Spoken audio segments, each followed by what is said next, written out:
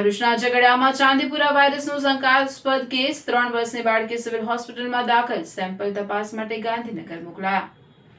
ઝઘડા તાલુકામાં ચાંદીપુરા વાયરસનો એક શંકાસ્પદ કેસ સામે આવ્યો છે, જેના કારણે આરોગ્ય તંત્ર સતર્ક બન્યું છે। આશરે 3 વર્ષની એક બાળકીમાં શંકાસ્પદ લક્ષણો જોવા મળતા તેને તાત્કાલિક ભરૂચ સિવિલ હોસ્પિટલના સ્પેશિયલ પીડિયાટ્રિક વોર્ડમાં દાખલ કરવામાં આવ્યો છે। હાલ બાળકીની તબિયત સ્થિર હોવાનું જાણવા મળ્યું છે।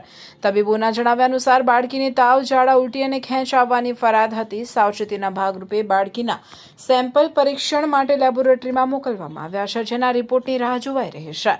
બાળકીને જરૂરી સારવાર આપવામાં આવી રહી છે અને તેની સ્થિતિ હાલ ચિંતાજનક નથી। શંકાસ્પદ કેસ સામે આવતા આરોગ્ય વિભાગ પણ સક્રિય બન્યું છે। સંબંધિત ગામમાં સર્વેલન્સ, આરોગ્ય તપાસ અને રોગચાળો ફેલાતો અટકાવવા માટે જરૂરી તકેદારીના પગલાં લેવામાં આવ્યા છે। આ કેસની સત્તાવાર પુષ્ટિ લેબોરેટરી રિપોર્ટ આવ્યા બાદ જ થશે। આરોગ્ય વિભાગે લોકોને ગભરાવાની જરૂર ન હોવાની અપીલ કરી છે, પરંતુ સ્વચ્છતા જાળવવા અને બાળકોમાં તાવ કે અન્ય ગંભીર લક્ષણો જણાય તો તાત્કાલિક તબીબી સારવાર લેવા જણાવાયું છે। હું ભરૂચ કેએમસીઆરઆઈ હોસ્પિટલ ખાતે પીડિયાટ્રિશિયન તરીકે કાર્યરત છું। સોમવારે અમારા પાસે એક શંકાસ્પદ ચાંદીપુરાનો કેસ આવેલો હતો ઝઘડિયા તાલુકામાંથી। જેવી જાણ થતાં તૈયારીમાં મેડિકલ ટીમ એક્ટિવેટ થઈ ગઈ હતી। તૈયારીમાં બાળકને હોસ્પિટલમાં દાખલ કરવામાં આવી દીધી હતી। જ્યારે બાળક આવ્યું ત્યારે બાળકને તાવ, શરદી, ખાંસી સાથે ઝાડા, ઉલટી અને ખેંચ પણ આવી હતી।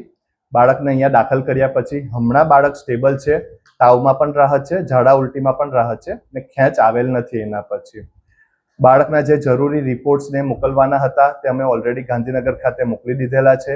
હજુ રિપોર્ટ્સ આવવાના બાકી છે, પેન્ડિંગ છે। હાલમાં બાળક ઘણું સારું છે।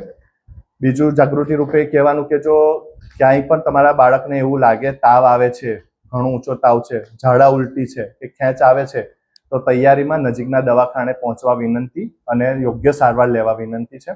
અને બીજું એ કહેવાનું કે આ જે ચાંદીપુરા નામનો વાયરસ છે તે સેન્ડફ્લાય નામની માખીથી થતો રોગ છે।